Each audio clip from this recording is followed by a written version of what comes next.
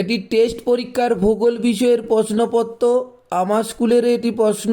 ছাত্রছাত্রীদের বলবো এই প্রশ্নগুলো তোমরা একটু ভালো করে দেখে নেবে, দেখবে এর মধ্য থেকে অনেক প্রশ্ন তোমাদের ফাইনাল পরীক্ষায় আসবে। যারা সোমনাথ পাইন বা পাইন স্যার ফেসবুক পেজটি ফলো করনি অবশ্যই ফলো করে দেবে।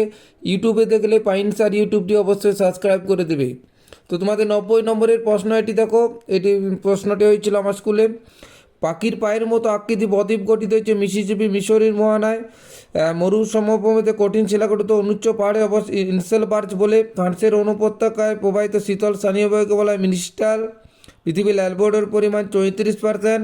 সমুদ্র স্রোত সৃষ্টি নির্ভর করে সবকটি প্রযোজ্য। চাঁদ ও পৃথিবীর সর্বাধিক দূরত্বের অবস্থানকে বলা হয় অ্যাপোজি। বর্জ্য ব্যবস্থাপনার পদ্ধতিগুলো সবগুলি হবে। ভারতের জনঘনত্ব প্রতি বর্গ কিমিতে 382 জন। তারপরে দেখো, ভারতের প্রথম কৃত্রিম উপগ্রহ হচ্ছে আর্যভট্ট। ভারতের রাজ্য পুনঃ কমিশন গঠিত হয় 1953 সালে। ভারতের সর্বাধিক চা উৎপাদন হচ্ছে আসাম। ভারতের প্রযুক্তি রাজধানী বলা হয় বেঙ্গালুরুকে। ভারতের মরুভূমি গবেষণা কেন্দ্র রয়েছে যোধপুর। 15x15 অক্ষাংশ দ্রাঘিমা বিস্তারে এটা হচ্ছে 1:50,000। নির্ণিত বাক্যগুলো ঠিক হলে পাশে সত্য, ভুল হলে পাশে মিথ্যা লেখো। বারখান বাড়িয়ার থেকে শিববালির শীর্ষে সত্য। ওজন স্তরে প্রাকৃতিক সৌরপর্দা বলা হয় সত্য। ভূমধ্যসাগর অঞ্চলে সাধারণত গ্রীষ্মকালে বৃষ্টিপাত হয় মিথ্যা। সূর্য চাঁদ পৃথিবীর সরলরৈখিক অবস্থানকে সিজিকি বলে সত্য। ভারতের অধিকাংশ ধান শীতকালে রবি শস্য হিসেবে ধান চাষ করা হয় মিথ্যা। ভারতের সর্বাধিক জনঘনত্বপূর্ণ রাজ্য হল পশ্চিমবঙ্গ মিথ্যা। এরপর শূন্যস্থান পূরণ করো, দেখো আছে শূন্যস্থান পূরণ করো। বিভিন্ন ধরনের বহির্জাত শক্তির দ্বারা ভূমিভাগের সমৃদ্ধকরণ ঘটে হলে তাকে পর্যায়ন বলে। হিমবাহ জলধারাবাহিত নুড়ি বালি কাকর ইত্যাদি সঞ্চিত দীর্ঘ সংকীর্ণ আঁকাবাঁকা শৈলশিরার মতো ভূমিরূপকে এস্কার বলে।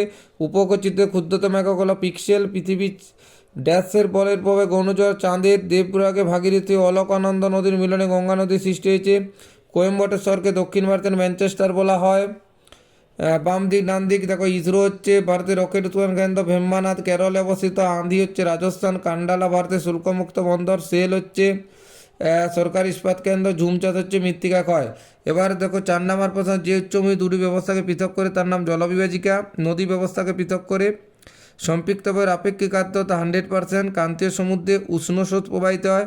ভারতের সর্বোচ্চ গিরিপথ হচ্ছে কারাকোরাম। পৃথিবীর বৃহত্তম ম্যানগ্রোভ অরণ্য সুন্দরবন। কোন সড়ক দিল্লি মুম্বাই চেন্নাই সোনালী চতুর্ভুজ। RF এর পুরো নাম হচ্ছে রিপ্রেজেন্টেটিভ ফ্র্যাকশন। বায়ুর চাপমাপার একক হচ্ছে মিলিবার। এরপর টিকা আছে, দেখো টিকাগুলো একটু দেখে নাও তোমরা। হামাদা মগ্নচোড়া ধারণযোগ্য উন্নয়ন। দেখো পুরো প্রশ্নগুলো মৌসুমি বিস্ফোরণ হিমশৈল যেগুলো ইম্পর্টেন্ট বলেছিলাম ওইগুলো এসেছে পরীক্ষায়। ম্যানগ্রোভ অরণ্য। 3 নম্বর প্রশ্ন দেখো, বদ্বীপ গড়ে ওঠার কারণগুলি আলোচনা করো। তারপরে দেখো উপগ্রহ চিত্রের বৈশিষ্ট্য লেখো।